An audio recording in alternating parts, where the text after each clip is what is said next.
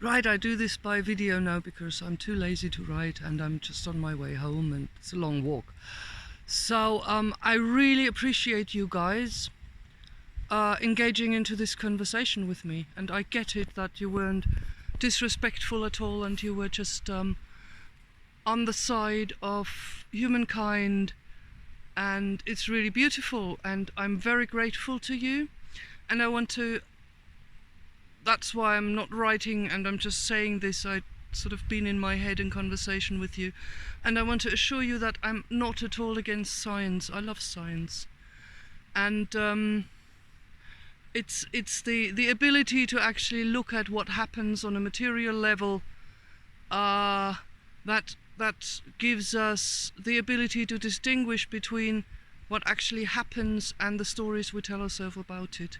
So I'm actually drawing back on science a lot for my worldview, and the reason I'm engaging with you is because I'm working on a different story about the world, because I have realized that, I'm just claiming that the one thing that's special about human beings is that we don't relate to the world as such, but we relate to the story we tell ourselves. We relate to the words. We have language. And where was I going? When I grew up, I'm born 63. So when I grew up, we had the paradigm of the world is Newton, like material. You need force for effect. And also the sort of Darwinian thing about fighting for survival, and that it's like everything in the world is fighting for survival, and we used proof from all sort of things. We had theories like when you having a hierarchical structure, like the alpha wolf and the beta wolf and the last one. Those were stories we used to tell ourselves, and by now, with the help of science, we have found out, well, it's not quite so. We have found out that actually nature in ways where it's untouched is supportive. Trees, mushrooms, all sort of creatures work together for the whole, the forest. And so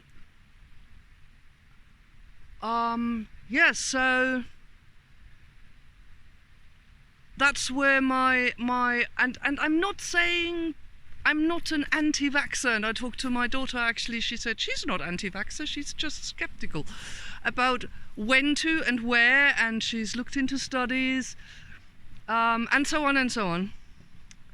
So what do I want to say? I want to say thank you, and if you're really interested in where I'm coming from with this, where I said a new conversation about the world, it's that book that I posted about the ascent of humanity, because funny enough, and that's like another thing that the science, I sort of find, I'm not sure if you science guy can agree, but something like synchronicity, where things happen in the world without being actually connected in a way. So I've been working on this new story for the last consciously for the last year, and actually all my life. And then I find this book by Charles Eisenstein, who's written that book about it, and he's more or less come to the same conclusion that I did. There's a few things where I just approached from a different level, but the base is the same. It's like there's a more beautiful world possible, and our hearts know it. And how the way the world looks like is, there's nothing wrong with it. It's just the development stage, and we have a chance to actually come to a greater understanding of our world, us, and the reality of the whole universe or whatever. So if you're really interested, I recommend you try a read in this book, or maybe listen to some of the talks of Charles Eisenstein. And as I said, I just want to thank you really for engaging in such a respectful manner. Yes, there was one thing I wanted to say. Coming from the world is about survival and its fight for the death, there's a certain mechanic in the human brain which is scientifically proven, which is called the amygdala hijack, which is that when you feel threatened, when your subconscious identifies a situation that threatens you, it shuts off the brain, the higher brain, and you cannot think anymore. It's impossible. It's called amygdala hijack. And the thing is, when you really want to reach those people whom you see they're being unreasonable and really weird, the hard thing is to, how can you speak into their listening? And I see this is what you, Toby, especially deal with. And the reason why it's so difficult is because when you come from, hey, what you do is just plain wrong, you're not wrong, I'm right, then you threaten them and then they can't think anymore. So there's a lot, the only way you can get people to listen to you is when you first listen to them until